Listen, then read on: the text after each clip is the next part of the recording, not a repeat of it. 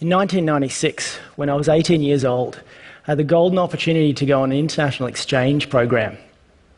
Ironically, I'm an Australian who prefers proper icy cold weather. So I was both excited and tearful when I got on a plane to Iceland after just having farewelled my parents and brothers goodbye. I was welcomed into the home of a beautiful Icelandic family who took me hiking and helped me get a grasp of the melodic Icelandic language. I struggled a bit with the initial period of homesickness. I snowboarded after school, and I slept a lot. 2 hours of chemistry class in a language that you don't yet fully understand can be a pretty good sedative. My teacher recommended I try out for the school play, just to get a bit more socially active. Turns out I didn't end up being part of the play, but through it I met Þórdís. We shared a lovely teenage romance and would meet at lunchtimes to just hold hands and walk around old downtown Reykjavik. I met her welcoming family, and she met my friends. We'd been in a budding relationship for a bit over a month when our school's Christmas ball was held. I was 16 and in love for the first time. Going together to the Christmas dance was a public confirmation of our relationship, and I felt like the luckiest girl in the world. No longer a child, but a young woman. High on my newfound maturity, I felt it was only natural to try drinking rum for the first time that night, too. That was a bad idea. I became very ill, drifting in and out of consciousness in between spasms of convulsive vomiting, and the security guards wanted to call me an ambulance. But Tom acted as my knight in shining armor and told them he'd take me home. It was like a fairy tale, his strong arms around me, laying me in the safety of my bed. But the gratitude that I felt towards him soon turned to horror as he proceeded to take off my clothes and get on top of me. My head had cleared up, but my body was still too weak to fight back, and the pain was blinding. I thought I'd be severed in two. In order to stay sane, I silently counted the seconds on my alarm clock. And ever since that night, I have known that there are 7,200 seconds in 2 hours. Despite limping for days and crying for weeks, this incident didn't fit my ideas about rape like I'd seen on TV. Tom wasn't an armed lunatic. He was my boyfriend. And it didn't happen in a seedy alleyway. It happened in my own bed. By the time I could identify what had happened to me as rape, he had completed his exchange program and left for Australia. So I told myself it was pointless to address what had happened. And besides, it had to have been my fault somehow. I was raised in a world where girls are taught that they get raped for a reason. Their skirt was too short. Their smile was too wide. Their breath smelled of alcohol. And I was guilty of all of those things, so the shame had to be mine. It took me years to realize that only one thing could have stopped me from being raped that night, and it wasn't my skirt. It wasn't my smile. It wasn't my childish trust. The only thing that could have stopped me from being raped that night is the man who raped me, had he stopped himself. I have vague memories of the next day, the after effects of drinking, a certain hollowness that I tried to stifle, nothing more. But I didn't show up at Þórdís's door. It is important to now state that I didn't see my deed for what it was. The word rape didn't echo around my mind as it should have, and I wasn't crucifying myself with memories of the night before. It wasn't so much a conscious refusal, it was more like any acknowledgement of reality was forbidden. My definition of my actions completely refuted any recognition of the immense trauma I'd caused Þórdís. To be honest, I repudiated the entire act in the days afterwards and when I was committing it. I disavowed the truth by convincing myself it was sex and not rape. And this is a lie I felt spine-bending guilt for. I broke up with Þórdís a couple of days later and then saw her a number of times during the remainder of my year in Iceland, feeling a sharp stab of heavy-heartedness each time. Deep down, I knew I'd done something immeasurably wrong. But without planning it, I sunk the memories deep and then I tied a rock to them. What followed is a 9-year period that can best be titled as denial and running, when I got a chance to identify the real torment that I'd caused. I didn't stand still long enough to do so.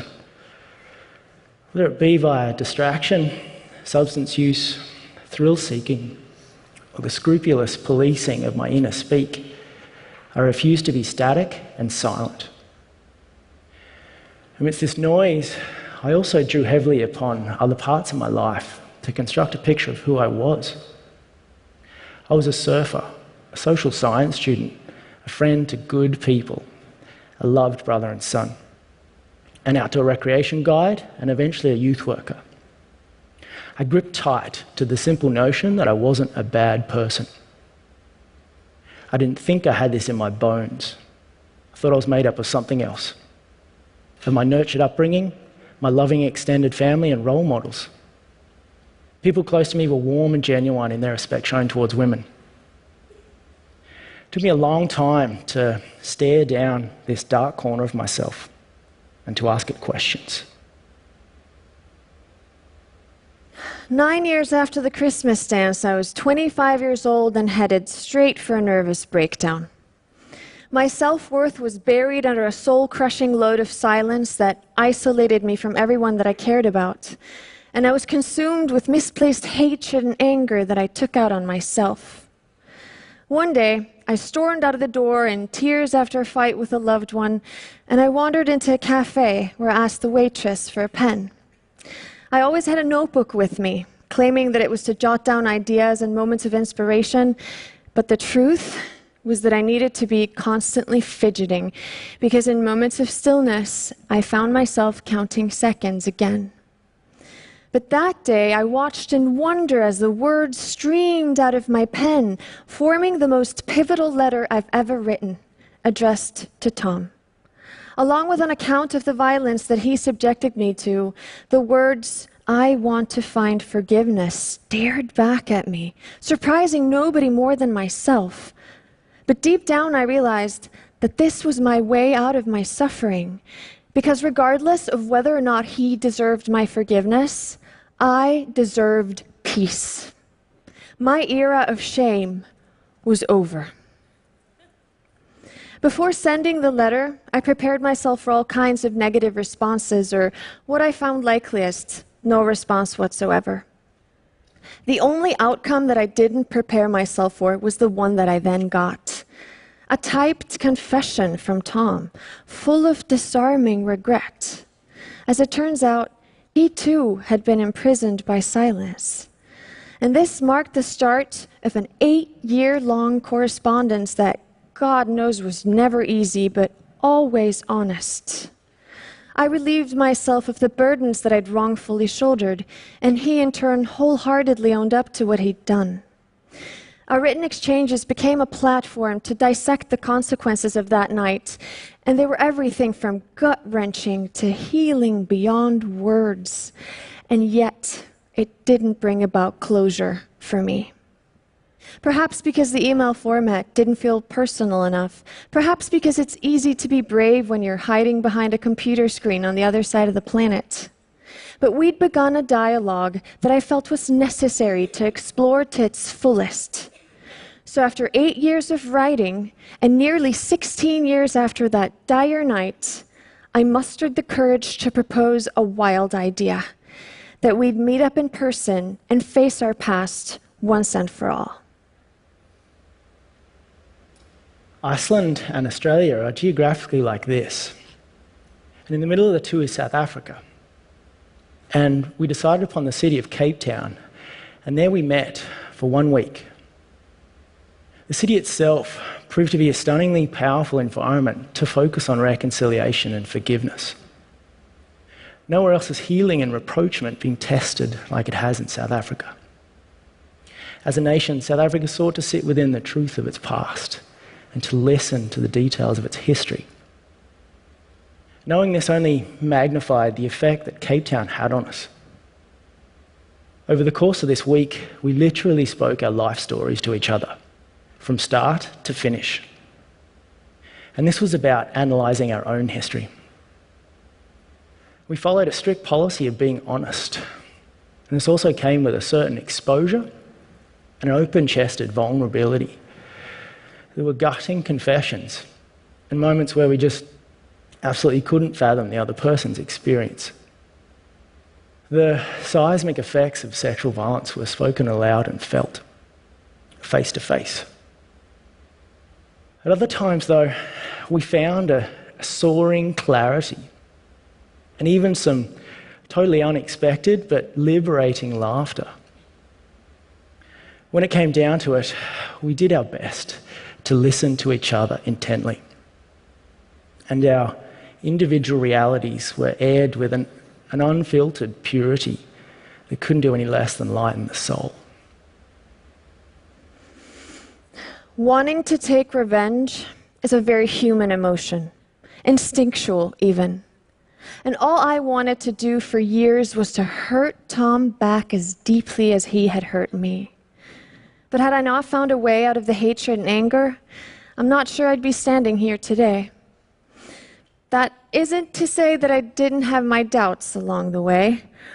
When the plane bounced on that landing strip in Cape Town, I remember thinking, why did I not just get myself a therapist and a bottle of vodka like a normal person would do? At times, our search for understanding in Cape Town felt like an impossible quest, and all I wanted to do was to give up and go home to my loving husband Vidit and our son. But despite of our difficulties, this journey did result in a victorious feeling that light had triumphed over darkness, that something constructive could be built out of the ruins. I read somewhere that you should try and be the person that you needed when you were younger. And back when I was a teenager, I would have needed to know that the shame wasn't mine, that there's hope after rape, that you can even find happiness like I share with my husband today. Which is why I started writing feverishly upon my return from Cape Town, resulting in a book co-authored by Tom that we hope can be of use to people from both ends of the perpetrator-survivor scale. If nothing else, it's a story that we would have needed to hear when we were younger. Given the nature of our story, I know the words that inevitably accompany it. Victim, rapist, and labels are a way to organize concepts, but they can also be dehumanizing in their connotations. Once someone's been deemed a victim, it's that much easier to file them away as someone damaged, dishonored, less than. And likewise, once someone's been branded a rapist, it's that much easier to call him a monster, inhuman. But how will we understand what it is in human societies that produces violence if we refuse to recognize the humanity of those who commit it? And how can we empower survivors if we're making them feel less than? How can we discuss solutions to one of the biggest threats to the lives of women and children around the world if the very words we use are part of the problem? From what I've now learnt, my actions that night in 1996 were a self-centered taking. I felt deserving of Thotis's body. I've had primarily positive social influences and examples of equitable behaviour around me. But on that occasion, I chose to draw upon the negative ones, the ones that see women as having less intrinsic worth, and of men having some unspoken and symbolic claim to their bodies. These influences I speak of are external to me, though, and it was only me in that room making choices, nobody else. When you own something and really square up to your culpability, I do think a surprising thing can happen. It's what I call a paradox of ownership.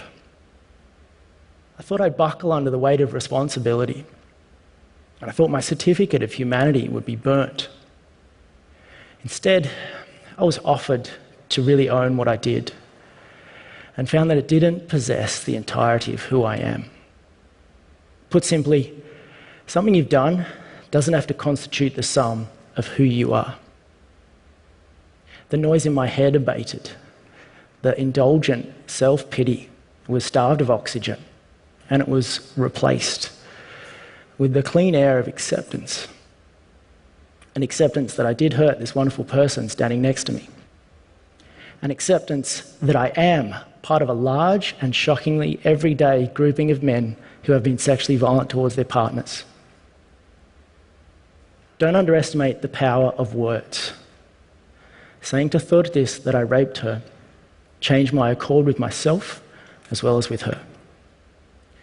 But most importantly, the blame transferred from فتاة to me. Far too often, the responsibility is attributed to female survivors of sexual violence and not to the males who enact it. Far too often, the denial and running leaves all parties at a great distance from the truth. There's definitely a public conversation happening now. And like a lot of people, we're heartened that there's less retreating from this difficult but important discussion. I feel a real responsibility to add our voices to it. What we did is not a formula that we're prescribing for others. Nobody has the right to tell anyone else how to handle their deepest pain or their greatest error. Breaking your silence is never easy, and depending on where you are in the world, it can even be deadly to speak out about rape. I realize that even the most traumatic event of my life is still a testament to my privilege, because I can talk about it without getting ostracized or even killed. But with that privilege of having a voice comes the responsibility of using it. That's the least I owe my fellow survivors who can't. The story we've just relayed is unique, and yet it is so common, with sexual violence being a global pandemic, but it doesn't have to be that way. One of the things that I found useful in my own healing journey is educating myself about sexual violence. And as a result, I've been reading, writing, and speaking about this issue for over a decade now, going to conferences around the world. And in my experience, the attendees of such events are almost exclusively women. But it's about time that we stop treating sexual violence as a women's issue.